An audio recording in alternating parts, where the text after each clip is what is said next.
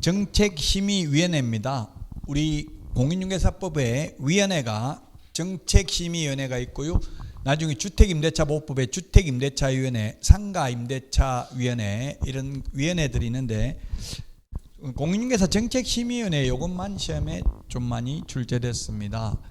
국토부에 정책심의위원회를 두어야 한다, 둔다, X로 출제됐습니다. 둘 수 있다. 그렇게 이명박 정부 때 옛날 노무현 정부 때까지는 둔다라고 돼 있었는데 이명박 정부 인수위원회에서 정권 인수위원회에서 이걸 둘 수 있다로 바꿨습니다. 그 이유가 뭐냐면 발표한 걸 보니까 이걸 두게 되면 회의 1년에 한 번도 회의 안 하는데 두면 사무소 둬야 되고 직원도 둬야 되겠죠. 예산 절감을 위해서 둘 수 있다. 그래서 평소 때 없다가 나무 사무실 쓰면 되겠죠. 둘 수 있다. 국토부에 둘 수 있다. 공법, 이게 공법이죠. 부동산 공법 어제 한 것만 공법이 아니고 이것도 공법입니다. 이 부분은 사법은 아니라고요. 그래서 공법의 특징은 국토부에 둘 수 있다. 이걸 시도에 둘 수 있다. 시군구에 둘 수 있다. X 이런 식으로 낸다고. 또 둘 수 있다를 두어야 한다. X 이런 식으로 말 바꾸는 것밖에 없다고요. 자, 그 다음에 위원장 1명 포함인데 포함 대신에 제외하면 X고요. 그 다음에 7명 이상 11명 이내 위원으로 구성한다. 원칙적으로 홀수라고 홀수. 대법원 대법관들 숫자 몇 명이에요? 대법관이 13명이에요. 13명인데 어제 대법원 판결 나와보니까 12명만 심리에 참여했더라고요. 노태학 선관위원장, 법원 행정처장도 대법관이거든요. 그런 사람들은 심리에 보통 참여하지는 않습니다. 12명이 했어요. 원래는 홀수가 하는 게 맞거든요. 완전 과반수 찬성이라고 했잖아요. 과반수 찬성. 그러면 13명이 정원이기 때문에 13명이 정원이면 몇 명 이상? 7명 이상 찬성을 해야 되겠죠. 과반수. 대법원은 과반수입니다. 헌법재판소 결정은 3분의 2 이상 해야 위헌이 되죠. 근데 대법원은 과반수 찬성입니다. 그 과반수를 만들기 위해서 이렇게 홀수로 돼 있다는 이야기입니다. 짝수가 아니고 홀수. 7명 이상 11명 이내입니다. 위원장 1명 포함입니다. 포함해야 되지 제외해버리면 또 위원장까지 합하면 짝수가 되겠죠. 포함해서 7명 이상 11명 이내의 위원으로 구성되고요. 위원장은 국토부 제1차관이고 위원은 국토부 장관이 임명하거나 위촉합니다. 시험에 위원은 위원장이 임명 위촉한다면 X입니다. 위원장이 하는 게 아니라 국토부 장관이 합니다. 위원장은 국토부 제1차관이잖아요. 그 다음에 정책심의위원회는 공무원을 제외한 위원회 임기는 2년으로 합니다. 공무원은 인사발령 나면 언제든지 바뀔 수 있다고요. 그리고 보궐위원회는 전임위원 임기의 남은 기간 동안 합니다. 우리나라에서 보궐위원회는 오직 대통령 빼고는 전임자 남은 기간입니다. 시도지사나 국회의원이나 전부 다. 그런데 우리나라에서 대통령만, 지금 대통령 이번에 6월 달에 하는 선거가 보궐선거죠. 그래서 새로 남은 기간 하는 게 아니라 2년만 하는 게 아니라 5년 새로 시작됩니다. 대통령만 유일하게. 그 외에는 전부 다 전임자 남은 기간만 합니다. 회의 개최 7일 전까지 통보를 해야 된다. 다만 부득이한 사유가 있는 경우에는 회의 전날까지 통보할 수 있습니다. 7일입니다. 7일. 암기 프린터 39번. 이제 암기 프린터 여기서부터는 좀 보겠습니다. 용어 정의와 중개대상물에는 볼 게 없죠. 암기 프린터 39번에 동그라미 14번 밑줄 치세요. 암기 프린터 안 가졌으면 요약집 맨 뒤에 보면 암기 프린터 내용이 있습니다. 요약집 240페이지, 238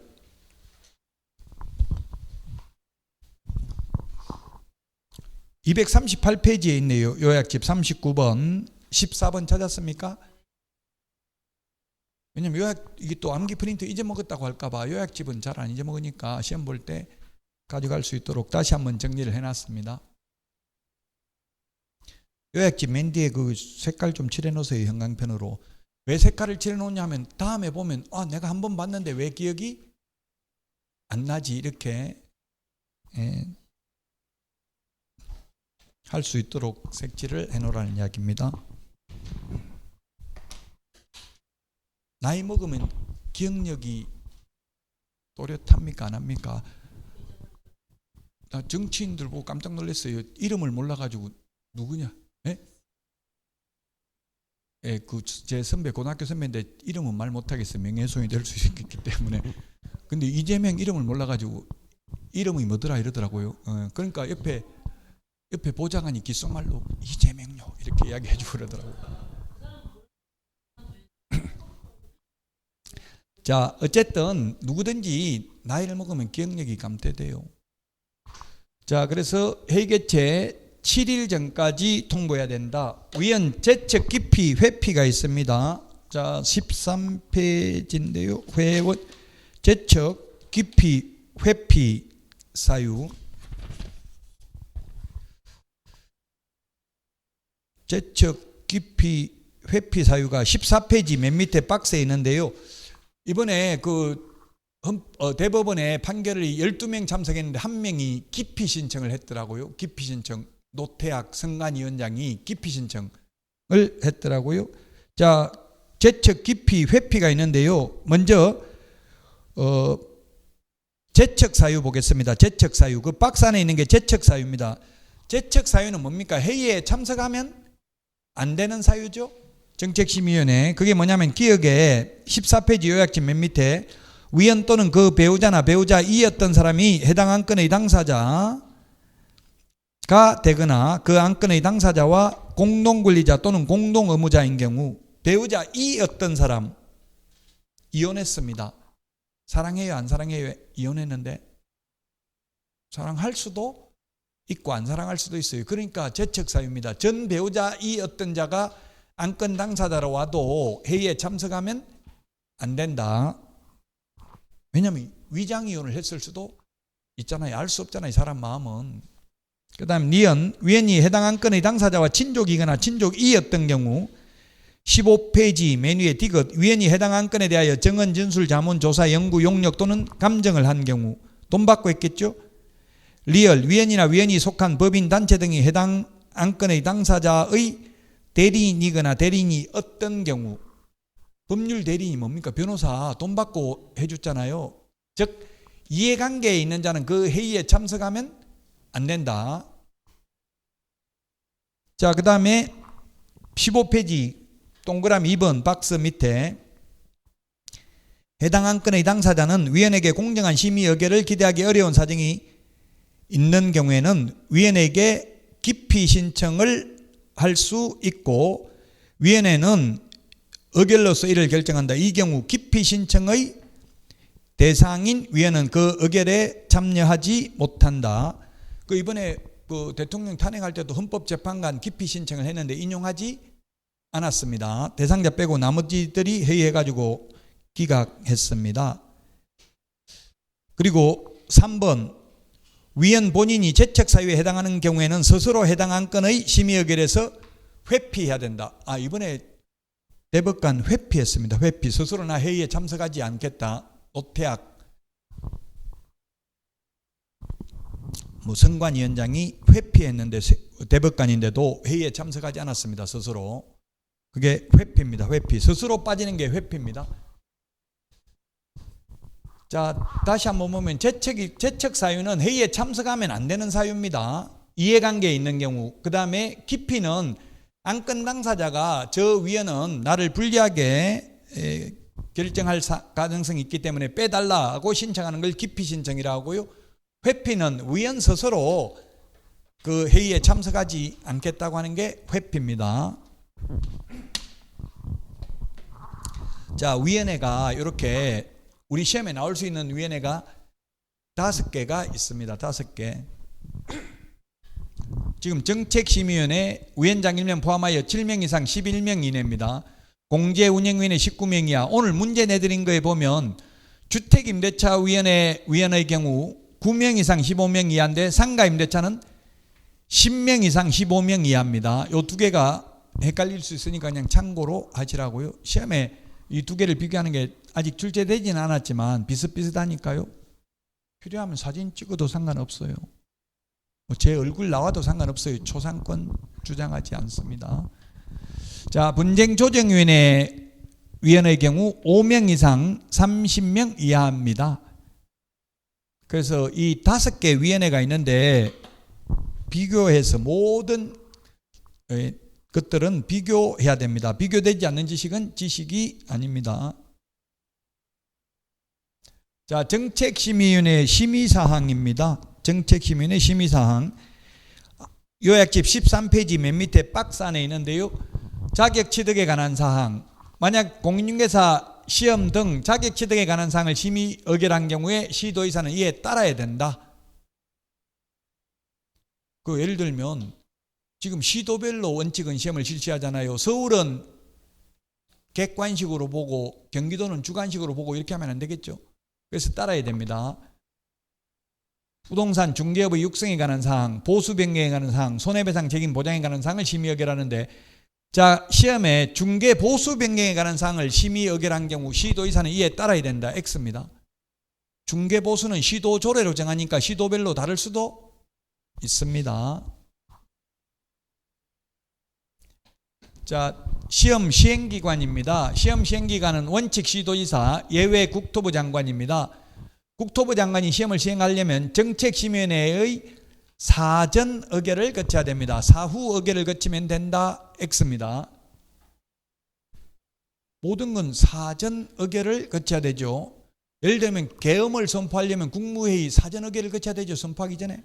사후 의결을 거치는 게 아니고 당연히 사전 의결입니다. 시험에 사후 의결을 거치면 된다. X로 시험에 출제됐어요. 사전 의결을 거쳐야 됩니다. 자, 그 다음에 시험은 원래 시도의사가 실시하는데 공기업, 준정부기관 또는 협회에 위탁할 수 있다. 현재는 준정부기관인 한국산업인력공단에 위탁이 되어 있습니다.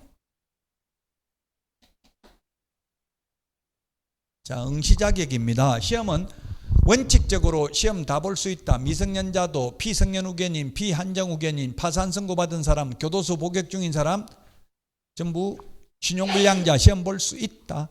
시험 못 보는 것은 오로지 두 가지다. 부정행위 무효처분일로부터 5년간, 자격 취소된 경우 3년간 시험 못 본다. 3년, 5년 이거는 암기 프린터에 있습니다. 46번에 동그라미 5번에 보면 자격 취소되고 3년간 시험 못 본다. 공인중개사 결격 사유에 해당되고요. 부정행위 5년은 암기 프린트 41번에 동그라미 1번에 있습니다. 5년, 3년 이런 것들은 암기해야 될 숫자인데 자꾸 체크를 해 두시라고요. 이게 또 돌아서면 잊어먹으니까. 자, 시험 방법입니다. 시험은 1차 시험과 2차 시험을 구분해서 시행을 합니다. 원칙. 그런데 예외적으로 구분은 하되 동시에 시행할 수 있습니다. 그래서 지금 현재 우리 시험은 예외적인 방법으로 시험을 실시하고 있습니다. 원칙적인 방법으로 실시하는 게 아니고요.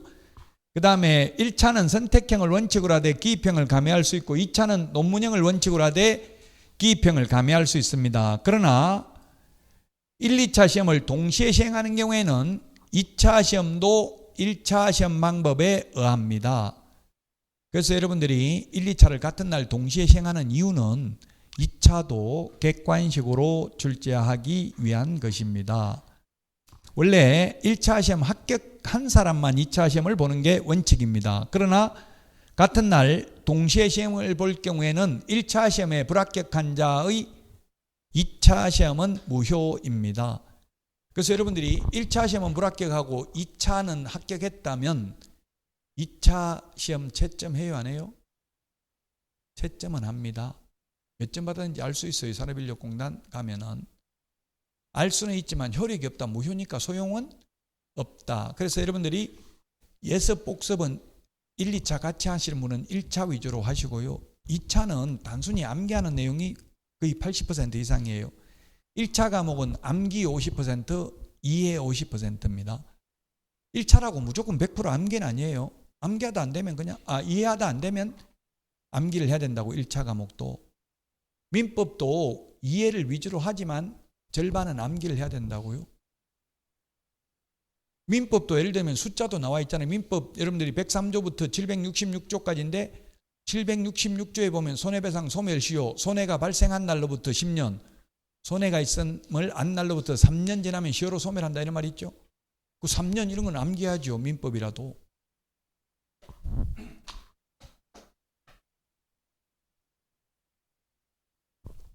시험식입니다. 매년 1회 이상 실시합니다.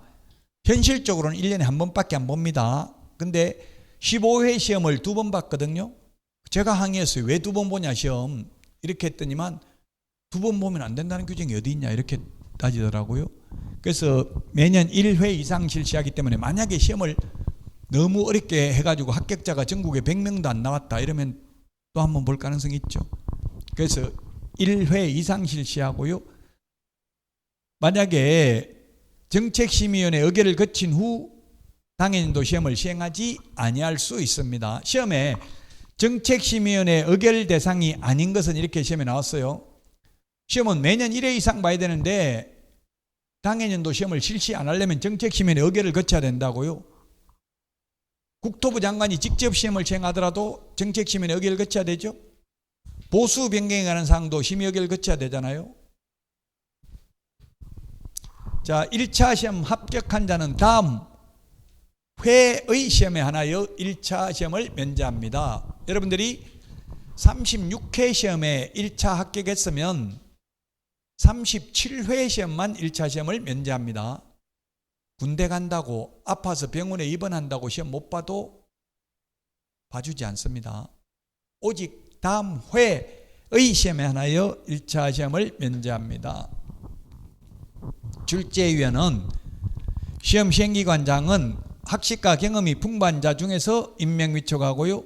시험의 신뢰도를 크게 저하씩 떨어뜨리는 행위를 한 출제위원이 있는 때에는 다른 시험 시행기관의 장 및 그 출제위원이 소속하고 있는 기관장에게 명단을 통보합니다. 대학 교수면 총장한테 통보하겠죠. 명단 통보 출제위원의 경우 통보한 날로부터 5년간 출제위원으로 위촉하여서는 아니 됩니다. 부정행위를 한 수험생, 부정행위를 한 출제위원 모두 5년간 자격이 박탈됩니다. 자, 시험 공고입니다. 시험 공고는 계략적 사항은 매년 2월 말까지 일간신문, 관보, 방송 중 하나 이상의 공고하고 인터넷 홈페이지에도 공고해야 됩니다. 매년 2월 말까지인데 시험에 전년도 12월 말까지 X로 출제됐습니다. 매년 2월 말까지. 이게 왜 이렇게 됐냐면 옛날에는 시험 보기 몇 달 전에 그냥 공고했어요. 시험 언제 보는지 알 수가 없었어요. 근데 옛날에는 시험을 만 20세 이상인 대한민국 국민만 시험 볼 수 있었어요. 옛날 초창기 때는. 만 20세라고 하니까 만 나이는 생일에 따라 다를 수 있잖아요. 시험 보는 날짜에 따라서 응시할 수도 있고 못할 수도 있어요. 그래서 국토부에 계속 시험 날짜 언제냐, 나이가 만 20세 되는지 안 되는지 알아야 된다 이렇게 항의 전화가 오고 이러니까 이제는 시험 날짜를 예측된 삶을 살 수 있도록 미리 2월 말까지 시험 언제 본다 이걸 알려준다고요. 사실은 현실적으로는 2월 말도 아니고요. 올해 12월 되면 벌써 내년도 시험 일정 다 나와 있어요.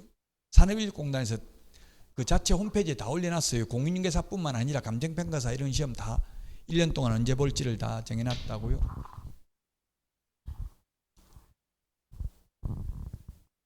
그리고 확정 공고는 시험 보기 90일 전까지 확정 공고해야 됩니다. 계략적 사항은 매년 2월 28일까지고요. 2월 말까지고요.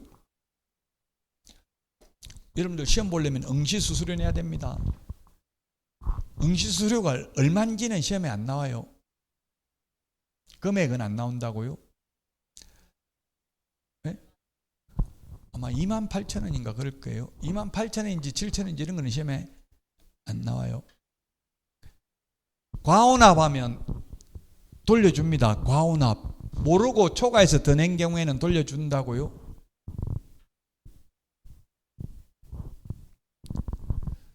저도 이게 2,000원다가 그 30km 그 학교 앞에 30km인데 40km 갔더라고. 10km 초과했다고 4만 원 과태료 부과됐더라고요.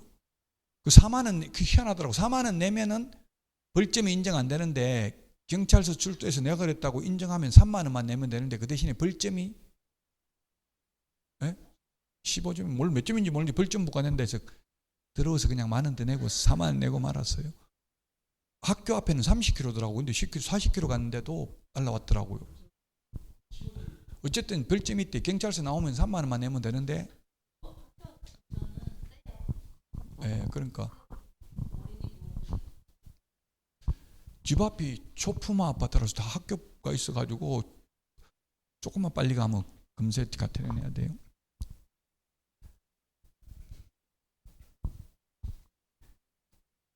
그 와이프한테 욕 엄청 얻으면서 그냥 집구석에 노는 게 낫겠다. 차라리 돈 까먹고 가태내고 돌아다니는 것보다 이렇게 하고 그러더라고요.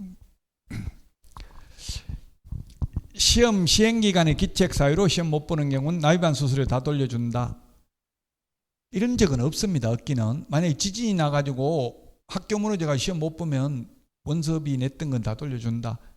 원서 접수 기간 내에 취소하면 납입한 수수료 다 돌려준다. 이게 아마 올해 원서 접수 이게 기간 나와 있어요. 8월 초에 8월 초. 그럼 뭐 8월 1일부터 뭐 한 5일까지 이러면은 1일 날 접수했다가 5일 날 취소하면 다 돌려준다고요.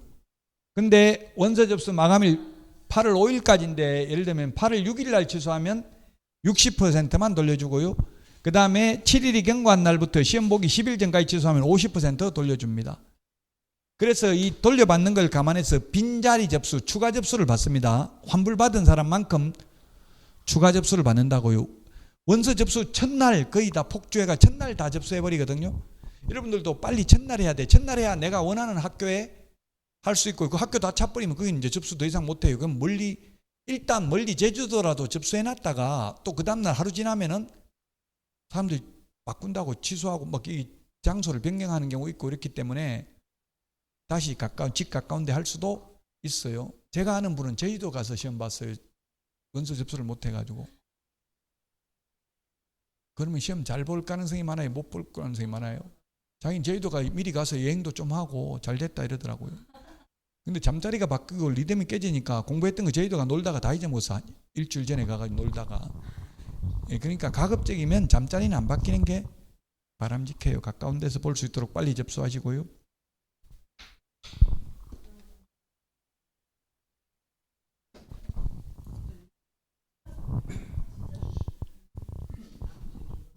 합격자 결정 1차는 절대평가입니다. 평균 60점 이상 40점 밑으로 과락 없으면 무조건 1차는 무조건 절대평가, 2차는 원칙 절대평가, 예외 상대평가할 수도 있고요. 최소 선발 인원을 공고할 수도 있습니다. 예외적으로. 그러나 올해는 1, 2차 모두 원칙적으로 시험을 실시합니다. 예외적으로 실시하려면 미리 몇 년 전부터 예정 공고를 한다고 몇 년, 3년 후부터는 이제는 상대평가하겠다 이렇게 공고해요. 갑자기 바꾸지는 않아요.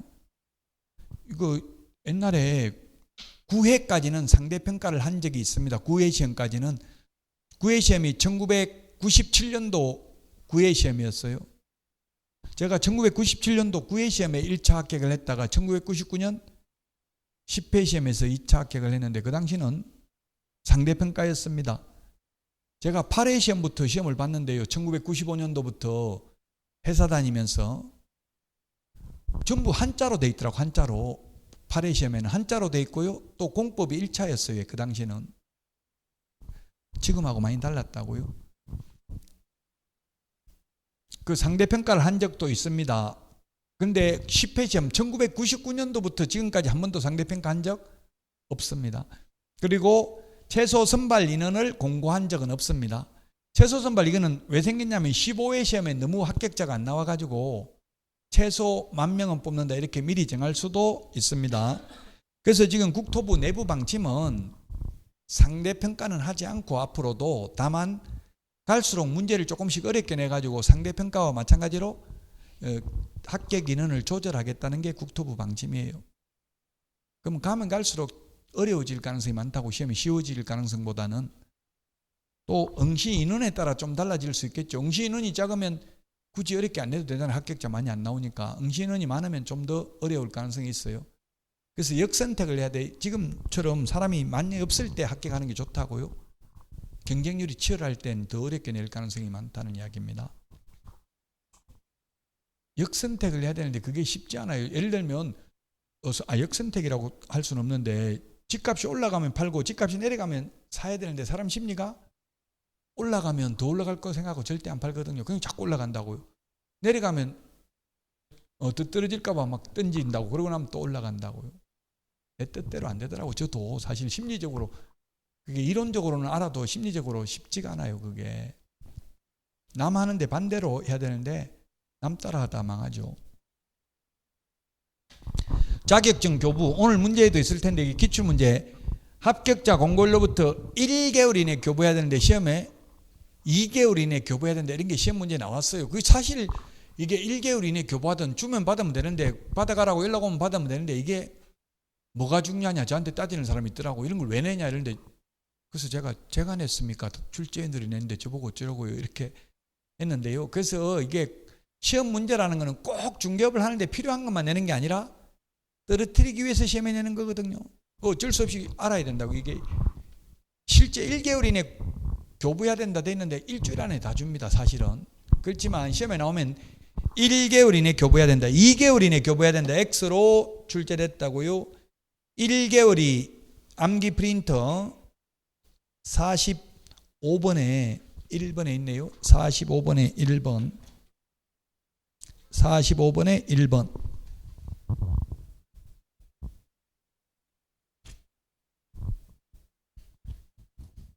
요약집은 240페이지에 있는데 또 어떤 분 뒤에 있는 거 오리 가지고 책 오리지는 말라고요. 프린트 따로 있는데 괜히 책을 오리 가지고 잊어먹어버리면 그러니까 책은 좀 찾기 불편해도 다시 분리는 하지 마시라고. 책 두꺼운 것도 아닌데. 자격증 교부대장은 전자적 처리가 가능한 방법으로 작성 관리해야 됩니다. 특별한 사정이 없는 한. 그래서 제가 등록을 해보니까 쉽게 말해서 전산화되어 있기 때문에 제 주민등록번호만 입력하니까 자격증 언제 땄는지 이것까지 다 뜨더라고요. 전자적 처리가 되어 있기 때문에. 자격증 재교부는 교부한 시도의사가 재교부합니다. 여러분들이 경기도지사한테 자격증을 받았으면 경기도지사 이름이 적혀 있겠어요? 안 적혀 있겠어요? 자격증에? 그냥 경기도지사 이렇게만 돼 있고 도지사 이름은 안 적혀 있어요. 왜냐하면 도지사 수시로 바뀔 수 있잖아요. 4년마다. 그러면 경기도에서 받았으면 서울에서 중개업을 하다가 분실해도 서울시장한테 재발급 받는 게 아니라 교부한 시도의사 경기도지사한테 재교부 받습니다. 암기 프린터 54번 맨 밑에 동그라미 7번까지 있죠. 54번 맨 밑에 54번 맨 밑에 동그라미 1번. 형광펜으로 색칠 좀 해줘 놓으세요. 54번 맨 밑에 동그라미 1번에 있죠. 교부한 시도지사. 동그라미 6번 7번 청문과 의견 진술기에는 사무소 관할 시도지사입니다. 재교부할 때는 자격증을 재교부할 때는 시도조례가 정한 지자체 조례가 시도조례죠. 시도의사가 주니까 시도조례가 정하는 수수료를 납부해야 되지만 자격증을 처음 교부할 때는 합격하면 수수료 안 받고 공짜로 자격증 준다. 재교부할 때만 수수료를 내야 됩니다. 저는 분실 안 했는데 재교부 받아봤어요. 자격증을. 왜냐하면 1999년도 합격해 놓으니까 그때는 제가 또 사진을 몇 년 된 걸 붙여가지고 엄청나게 어리게 돼 있어요. 그걸 중개사무소에 붙여놨더니만 손님들이 와가지고 쟤 누구냐 저 어린애 자꾸 이렇게 물어서 재교부 받아가지고 늙은 사진으로 바꿨어요.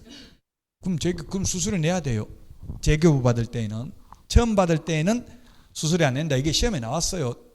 처음 교부할 때는 수수료 안 내는데 재교부할 때는 수수료 낸다. 암기 프린트 52번에 보면 수수료 내는 걸 19가지 적어놨잖아요. 그런데 동그라미 7번에 자격증 교부 X 이렇게 돼 있죠. 52번에 동그라미 7번 자격증 교부는 X 돼 있는 게 자격증 교부할 때는 수수료 안 낸다. 동그라미 2번 52번에 자격증 재교부할 때는 수수료 낸다. 자격증 양도 대여 금지입니다. 자기의 성명을 사용하여 중개업무를 하게 하거나 자격증 양도 또는 대여하여서는 아니 되고 이를 위반하면 양도 대여한 자는 1년 이하의 징역이나 1,000만 원 이하의 벌금이고 자격 취소 대상이고요. 포상금 지급 대상입니다. 그 다음에 자격증을 양수하거나 대여받아서 사용해서도 안 되고요. 위반하면 1년 이하의 징역이나 1,000만 원 이하의 벌금이고 포상금 지급 대상입니다. 근데 이 3번이 신설됐습니다. 양도 대여를 알선한 자도 1년 이하의 징역이나 1,000만 원 이하의 벌금입니다. 자격증 빌리는 걸 소개하는 사람도 처벌 규정이 생겼습니다. 동그라미 3번 이건 요약집에 없죠? 없죠. 동그라미 3번은. 뒤에 가면 있어요. 어차피 이거는 양도대여를 알선한 자도 소개한 사람도 1년 이하의 징역이나 1,000만 원 이하의 벌금입니다. 12페이지 없어요. 요약집 12페이지. 없다고 12페이지에.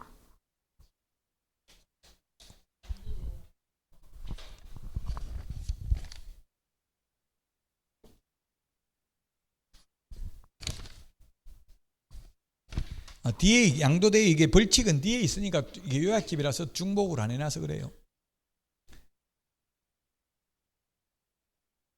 자, 유사명칭 사용금지입니다. 공인중개사가 아닌 자는 공인중개사 그 밖에 이와 유사한 명칭을 사용하여서는 아니 된다. 12페이지 맨 밑에 있죠. 4번에 12페이지 맨 밑에. 그래서 부동산 유서 대표라는 명칭을 기재하여 사용하면 안 된다. 즉 자격증 없는 사람은 명함에다가 대표, 사장, 회장 이런 거 새겨 다니면 안 된다는 이야기입니다. 이 부동산 유서가 이게 중개사무소 이름이에요. 무슨 뭐 부동산 뱅크, 부동산 114 이런 거 있잖아요. 이름이. 이런 유사명칭을 사용한 자는 1년 이하의 징역 또는 1,000만 원 이하의 벌금에 처합니다. 자격증 없는 사람은 대표자라는 명칭을 사용하면 안 됩니다. 대표를 가리키는 거 회장, 사장, 소장. 소장도 안 되죠. 중개사무소 소장 안 됩니다. 자, 다음은 교육제도입니다. 요약집은 104페이지에 있고요. 암기 프린터는 53번에 있습니다. 암기 프린터는 53번. 교육이 5개 교육이 있는데요. 연수교육, 직무교육, 중개실무교육 요 3개는 시도지사가 실시합니다. 다만 직무교육은 등록관청도 실시할 수 있습니다. 교육을 대학, 협회, 공기업, 준영무기관에 위탁할 수 있습니다. 매수 신청 대리 실무교육은 법원 행정처장이 지정하는 교육기관에서 교육을 받아야 되고요. 대학, 전문대, 협회는 지정 승인을 요청할 수 있습니다. 그러나 공기업은 지정 승인을 요청할 수 없다. 거래사고 예방교육은 국토부 장관, 시도지사, 등록관청이 실시할 수 있다. 안 할 수도 있다. 하여야 한다가 아니라 할 수 있다. 그 다음에 교육 대상자인데 연수교육은 개공, 소공만 대상이고 보조원은 대상이 아니고요. 직무교육은 보조원이 될 자, 중개실무교육은 등록을 할 자, 개업을 할 자, 소속공개사로 취직을 할 자, 법인의 임원 또는 사원이 될 자, 즉 직무교육, 중개실무교육, 매수신청대리 실무교육 요 3개는 사전교육이고요. 연수교육하고 거래사고 예방교육은 사후교육입니다. 예, 거래사고 예방교육은 개업공개사 등에 대해서 실시할 수 있습니다. 자, 그 다음에 교육 내용입니다. 연수교육은 법제도의 변경사항, 실무교육은 법률 지식, 요것만 차이가 있고 나머지 중개, 경영, 실무, 직업윤리는 똑같습니다. 연수교육하고 중개, 실무 교육하고. 직무교육은 직업윤리 등이 되겠고요. 매수신청대리 실무교육은 직업윤리, 민사소송법, 민사집행법, 경매실무입니다. 자, 그래서 직업윤리가 교육 내용에 포함되어 있지 않는 것은 직업윤리가 교육 내용에 포함되어 있지 않는 것은 거래사고 예방교육입니다. 거래사고 예방교육의 경우에는 부동산 거래 질서 확립, 거래사고로 인한 피해를 방지하기 위한 교육입니다. 요약집 104페이지에 있죠. 103?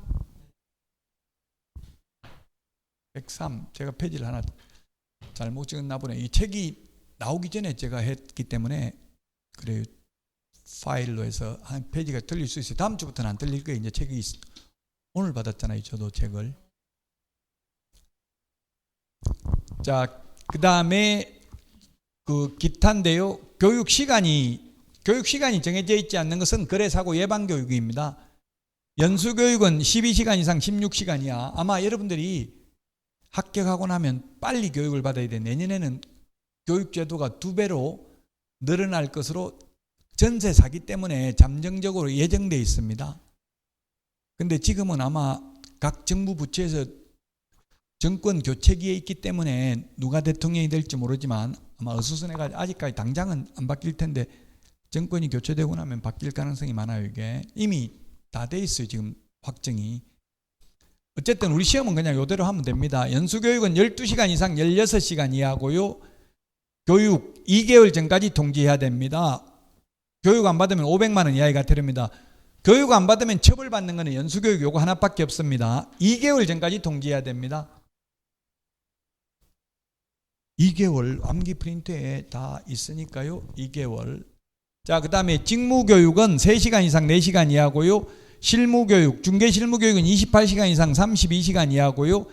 그 다음에 매수신청대리 실무교육은 32시간 이상 44시간 이하고요. 이 사전교육의 유효기간은 모두 1년입니다. 교육받고 1년 안에 개업하거나 취직 안 하면 다시 받아야 됩니다.